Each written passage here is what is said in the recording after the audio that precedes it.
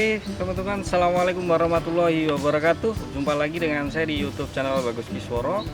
Kali ini saya mau bahas modifikasi di kabin mesin saya ya. Mungkin nanti bisa bermanfaat buat teman-teman. Nanti kita saksikan modif apa saja yang saya lakukan di mesin saya. Oke. Ya. Oke teman-teman, untuk kabin mesin ya, ada beberapa modifikasi yang sudah saya lakukan di mobil saya. Tentunya seperti yang saya bilang bahwa saya bukan modif yang ekstrim, tapi yang penting fungsional sajalah, estetikanya dapat. Mohon maaf ini kabinnya kurang begitu bersih, udah lama nggak saya bersihkan teman-teman semua. Jadi tapi nggak apa-apa, tetap akan saya bahas ya. Yang pertama, saya sudah berikan grounding ya.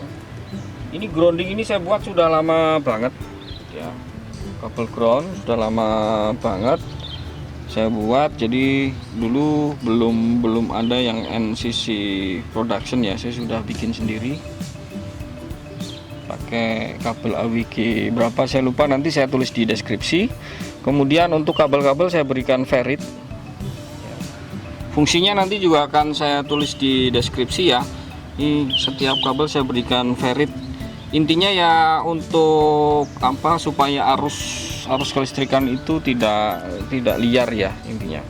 Ini semacam dongle yang ada di kabel laptop kita atau kabel konsol game kita ya, supaya arus listriknya bagus. Ini ada ferrit juga di sini, banyak ferrit saya pasang. Kabel-kabel ada ferrit juga. Oke. Terus kemudian ini saya berikan strut bar, dan fungsi strut bar sudah saya bahas di video saya sebelumnya. Oke, terus ada lagi OCT, oil catch tank. Nih, ini sebenarnya filter motor ya, saya beli. Ini murah kok. Nah, karena saya bukan ahlinya ahli, bukan intinya inti, core of the core, jadi nanti daripada nanti debatable, menjadi perdebatan yang tidak berarti, nanti saya tulis di deskripsi mengenai fungsi dari OCT itu sendiri. Untuk OCT sendiri itu murah ya biayanya ya, nggak sampai 100.000. Teman-teman nanti bisa mendapatkan manfaatnya dengan OCT. Oke. Terus selanjutnya aki sudah saya ganti pakai yang aki kering ya, tidak basah. Buat saya pribadi, ini karena kemarin keburu-buru ganti ya, buat saya pribadi sebenarnya lebih efektif yang aki basah ya, karena aki basah itu menuntut kita untuk selalu tertib menjaga kebersihan kabin mesin, atau tertib ini ya intinya ya, kita ngecek kadar air akinya seberapa gitu ya.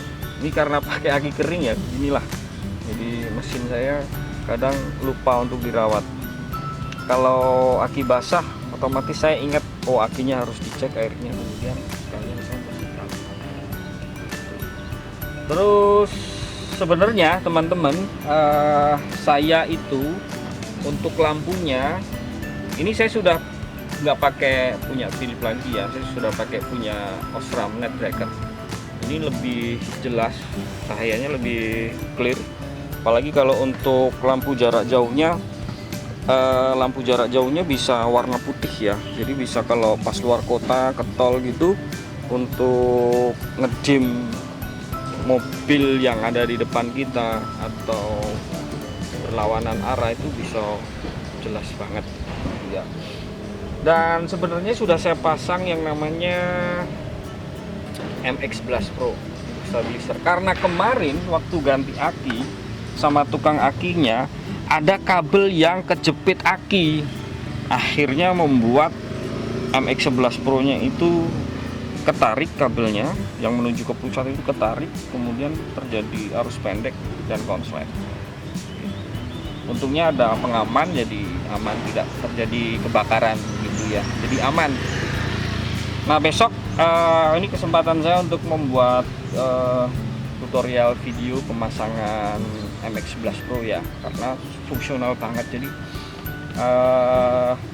mobil kita lampunya lebih terang karena tidak langsung ke aki, tidak langsung ke alternator ya, tidak langsung ke alternator penghasil listrik di mobil kita, jadi dia langsung ke aki.